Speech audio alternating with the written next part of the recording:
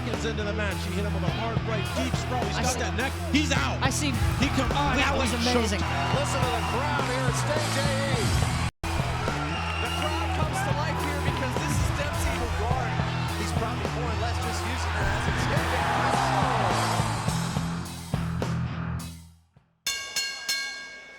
Ladies and gentlemen, this is the start of our professional bouts. We have 8 professional bouts this evening.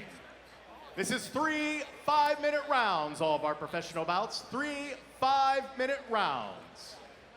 This is the 145-pound featherweight division, and these fights are sanctioned by the Pennsylvania State Athletic Commission.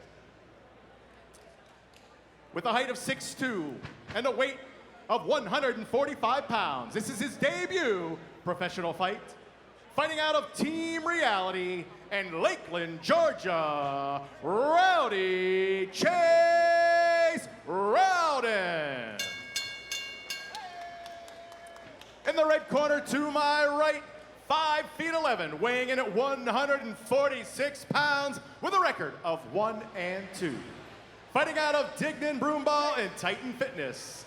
From State College, PA, Ethan the Wolverine Goss. Referee Chip Snyder with the instructions. Sir. Okay, gentlemen, we went over the rules in the back. I expect a clean, fair fight. You need to obey me at all times. Any questions, red? Any questions, blue? Touch gloves, go back to your corners, please.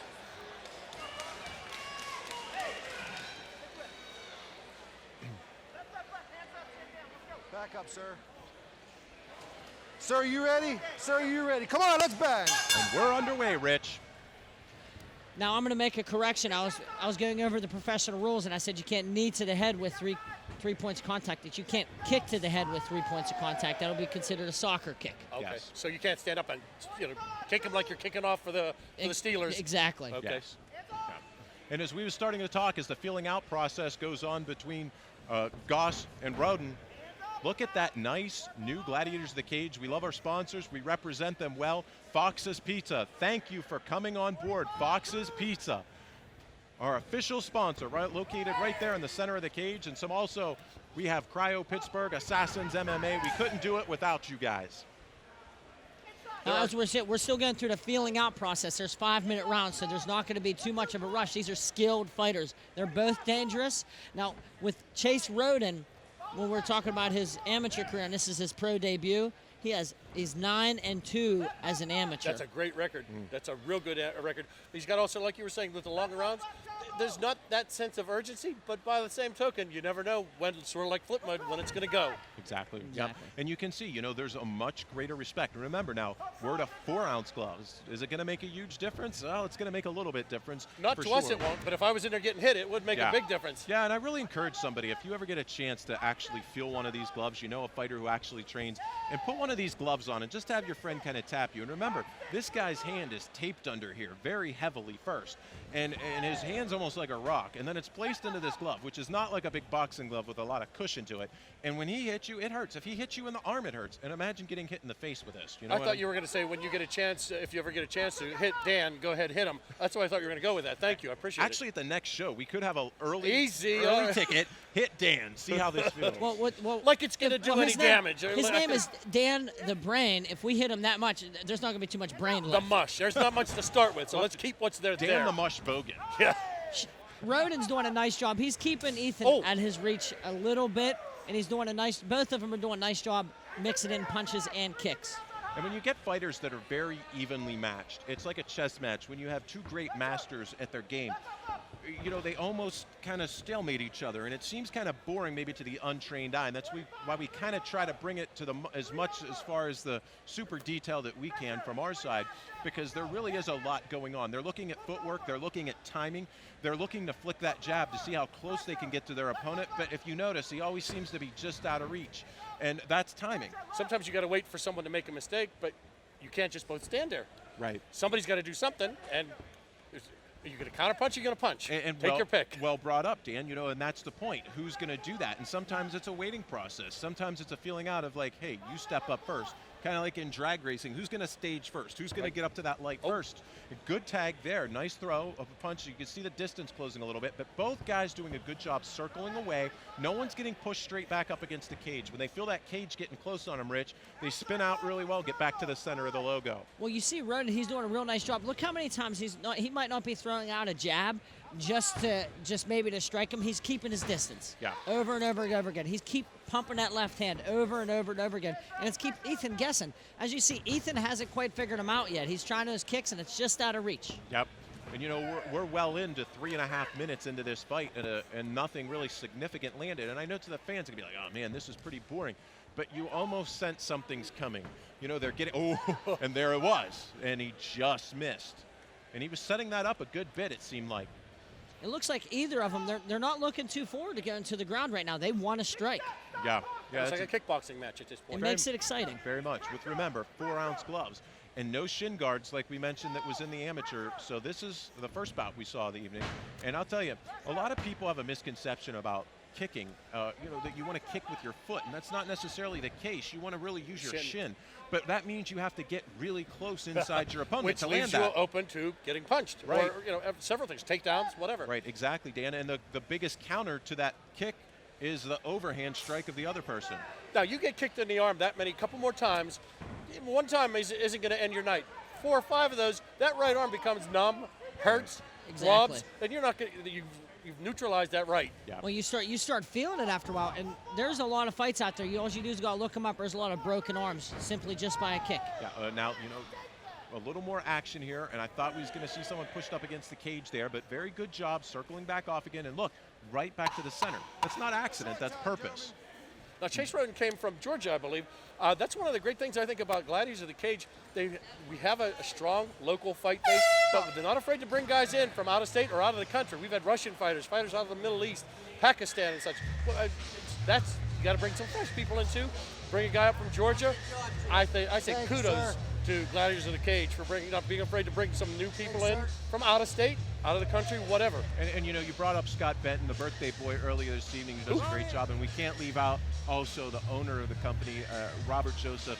He's kind of behind the scenes. We don't get to see him too much in the limelight. He's not that kind of guy. He doesn't want the spotlight on him, but he gets hundreds and over a course of a year, thousands of messages and phone calls and people sending him videos to come and fight for this organization because the way he handles business and being the premier organization in all of Pittsburgh, some would argue the state and tri-state area, and putting on shows at this great venue. I don't know if anyone out there, maybe you're in another state watching, maybe you are in the local area, but Stage AE is sandwiched right between Heinz Field and PNC Park. And Used to be Three River Stadium, was on this hallowed ground that we're sitting on tonight. Exactly right. So we're right in the heart, in the mecca of Pittsburgh, Pennsylvania.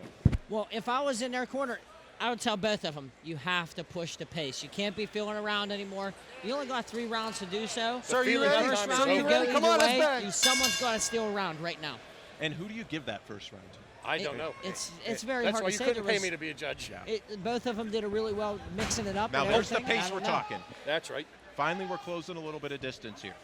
Ethan did a real nice job, and he closed the distance by simply pushing the pace, going forward, and not stopping. You're going to hit that. Your back's going to hit that cage at some point. Take note that if you take a look at Rowden's left hand, see how he has it under the arm? That's called an underhook, when you have that underhook under your opponent. And see how the other arm is over on the other side. The objective is if you can get both of those arms underneath, you can really get a good body lock. Great reversal. Nice job.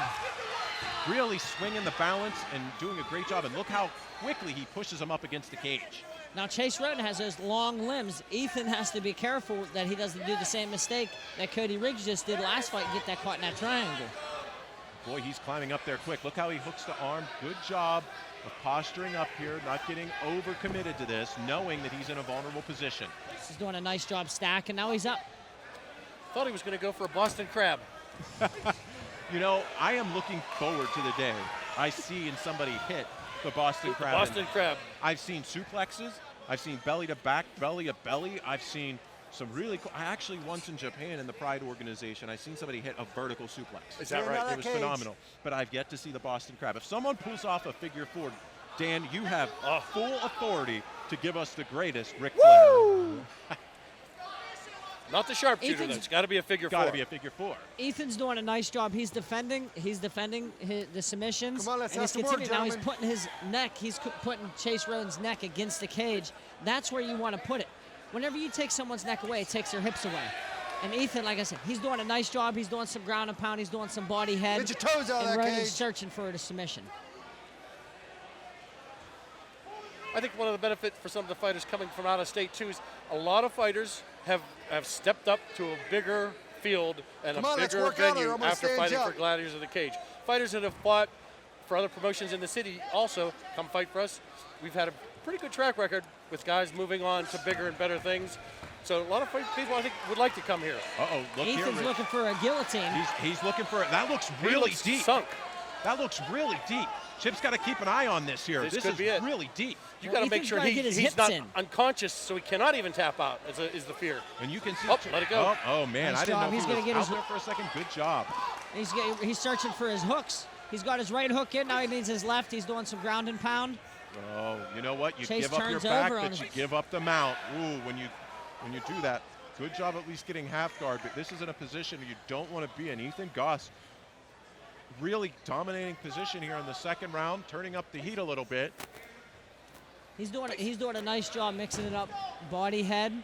And right now, Chase Rowden, he needs a search to get up or maybe switch Come on, I'm positions gonna need right more now. action Laying in than the that. guard's Let's not go, doing too gentlemen. much for him right Now, now. you can hear Chip talking, saying, come on, I'm giving you another warning, because really there's not a lot of punches being thrown on the top that are getting through by Goss. Very, very small shots. There are no rest holds in MMA. Yep, exactly right, Dan.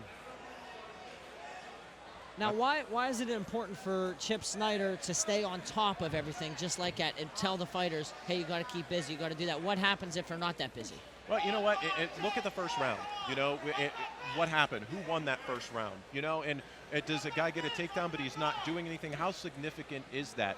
You know, you also got to let them know. You come here want to it in fight, there. guys. You know, you can't just lay here in a position. And if you're not going for submissions when you're on the bottom or trying to get up, and you're on top and you're not throwing punches, neither one of you are getting points in my book. What's the point? Chase Rowden right here, he's doing a nice job. He's trying to trap an arm right now. Come on, Red, He's you gotta looking work. for I'm an gonna arm bar. separate you. It's going to be very hard, but he's doing a nice job. Yep, and you know, as we're under that minute mark left, remaining in round number 2, the perspiration is more and more and more, and the submissions become less and less and less obtainable when you're that sweaty. You slip out of things, just common sense. Exactly right, yep, exactly right. So it becomes very difficult. You really have to have super angles and excellent Come on, we gotta technique stay to busy, get those Red. Come on, let's submissions go. as Your far as last arm chance. bars and triangle chokes go, because it becomes a lot easier to get out. Ethan stacking, he's raining down some punches. He's looking to connect. There's only 30 seconds left in the round. He he went missed a big overhand shot. left. He went for it all there, Rich. He did right now. Hey, you're the last 20 seconds of the round. You got to go for something, right? Yep. So Dan, as you're looking Short at this, time, gentlemen. I mean, how can you score this any different against Ethan Goss? Would you say he's got this round just because of position? Just position. There hasn't been that much activity beyond that. Stop. For the most part, it's been in small spurts. Now play the advocate on the other side. Rich, if you're Chase Rowden's corner, what are you telling him? Because that first round could have went either way. It looks like that, you know, he definitely seemed to lose that second round if we're judging, which we're not, and we're not trying to take that place. But if we had to say, hey, it seems pretty evident that he's not going to get the nod on that second round. What do you do, and how do you change your game plan? Well, the game plan right here is don't let Ethan Goss on top of you, because he just demonstrated right now that the submissions aren't that big of a threat for him. Chase really, really needs to use his reach advantage. He needs to keep pumping that jab. He needs to mix in the kicks. I think he's going to keep the distance and not let Ethan push him against that cage, because Ethan just overpowered him, just took him to the ground. Yeah, I totally agree. It's good points made, and you know, the third round was the war of attrition also. Like you said, those first fights we saw 3 2-minute rounds, 3 3-minute rounds, and now we're going to see maybe potentially 3 5-minute rounds complete as we enter this third 5-minute round. So how's the gas tank going to hold up? Now, do you think Ethan should do the same thing he just did last round? Okay, You know, if last he wants- round, you Okay, ready? job. If he You wants ready? to try Let's to finish eke it, out the gentlemen. victory that I'd love I want to see him more action in the fight. You know, it's still a fight, and I love guys that go for it, you know, and he's turning it up a little bit. Oh, good nice counter overhand by right by Rowden. I think both of these guys know it's do or die this round. Well, Rowden, he's pushing the pace a little bit. He's throwing out that jab. He's doing a nice job. We know how quickly the tides can change from the Rubiano fight that we just watched. Yeah, flip mode. Don't forget Wow. that. Perfect nickname for a perfect performance. Now Ethan, he's throwing those front kicks and he's just out of reach. He goes for a takedown. He caught that left leg and he just kept driving. And Chase Rowden had no Beautiful choice but to timing. go down. Could we see a leg lock here? Oh, he's looking for a heel hook here, Rich. This looks tight. Looks like a figure four. He's scrambling he did hard. a nice job. He did a nice job. He turned and turned and turned and kept his hips going, and he wouldn't let him get the leg, and perspiration has something to do with that. Absolutely. You know, wow. Very, very good job of scrambling by Goss when you need to do it. I love Rowden going for that leg lock, and we're seeing more and more leg locks in the submission world, in the tournaments of Brazilian Jiu-Jitsu, and we're seeing a lot of catch wrestling techniques come back into the picture. And really guys that never trained leg locks before, it's blowing their mind and opening up their game. Guys like Eddie Bravo and guys performing them like, you know, Gary Tonin and Gordon people Ryan. who've done them. Yeah. Exactly, the follower of Gary Tonin. What we're seeing is an evolution in the sport, not even just the sport of MMA, but the foundation that these guys have in Brazilian Jiu-Jitsu. Well, now we got Ethan Goss. He's in the same position he was in the second round. He's in Chase Rowden's guard. He's stacking. He's throwing some punches to the body, to the head. Nothing doing too much damage right now. I like this stop. I really like Chip stopping this up. He gave him more than enough time to work on this. There's much more action when they were standing in the beginning of this round. And even. why make it difficult on the judges also? Let's get a definitive winner. I don't think either guy wants to win by something that, you know, you really didn't go after.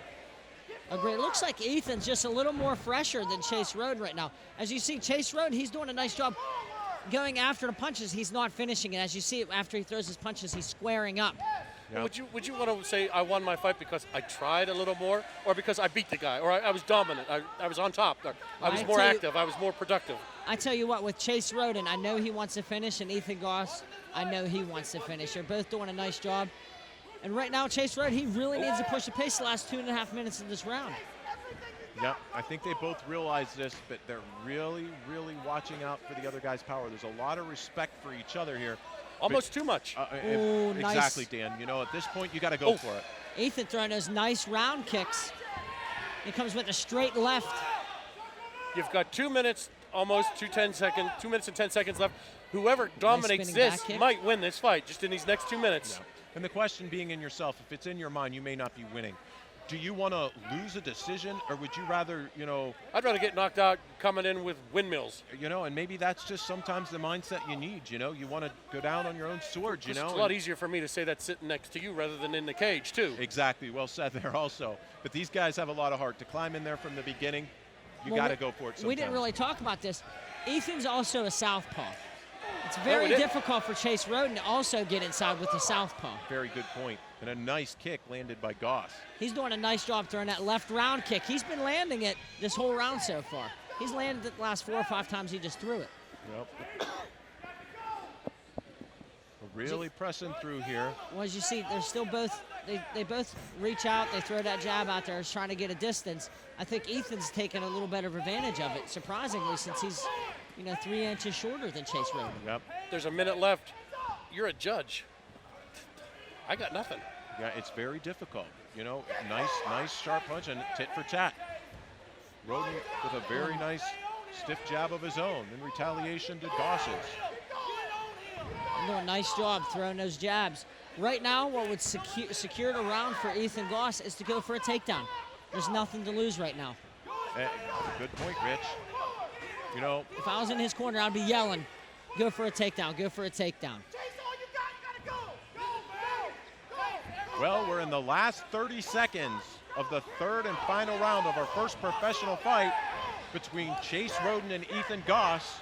They're trying to turn it up here a little bit. We got to see what's going to happen. Ethan's doing a great job with his kicks, and he goes for that takedown. You called it. Great job by Goss getting that takedown. That may be the securing takedown. Is it too little too late, though? I can't wait to see what the judges have. He's got to keep busy down there. He's got to keep going for whatever submission he could try to grab at this point.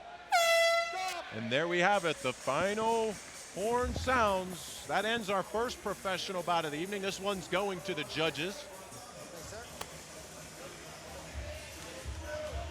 We'd also like to thank Cryo Pittsburgh. Check them out on cryopittsburgh.com. See what they're all about.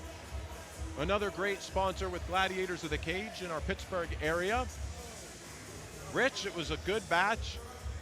Kind of tentative on both sides. You know, nothing really got landed from the inside. Most of the shots we've seen were at the end of the punch to say, or at the end of the kick. Couple kicks maybe landed in there a little bit, but they were more slapping. They didn't get the body turning into them, maybe like a really hard kick where the hip turns over. But a good matchup, very evenly matched. I would say it's a little bit, maybe too evenly. There's kind of the same style. There is that thought, you know, but both guys game, you know, and sometimes it's just hard to get your rhythm. And no matter what you're doing, you have those nights or days where you're training or whatever you're doing in life, it's hard to get that rhythm. And both of these guys so evenly matched. It's going to be interesting to see who gets the victory here. Well, the judges have don't a forget tough time. this is Chase Rowden's pro debut. He's never won 5-minute rounds. So Right. I'm gonna give my props to him just for going all 3 5-minute rounds. Yeah, both guys should be holding their hands and their heads both up high. Both put on a great show. Great way to start off the card, getting the fans into this. You know, and once again, you always have those jitters. We talk about it every show. You're 0-0 and Chase Rowden. He did a good job of coming out there and performing. And the judges are going to work this one out. It's taken a little bit of time. It's very close. I have no idea how you score the first round. Third round, you know, we'll let that one up to the judges also. Second round, couple attempts there. You know, how do you score that, Rich, if someone gets a takedown or someone goes for a submission and misses it?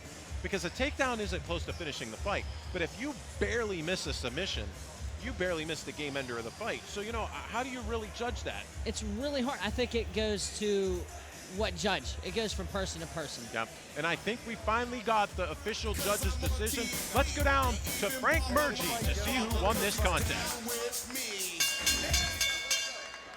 Ladies and gentlemen, our judges have rendered a decision.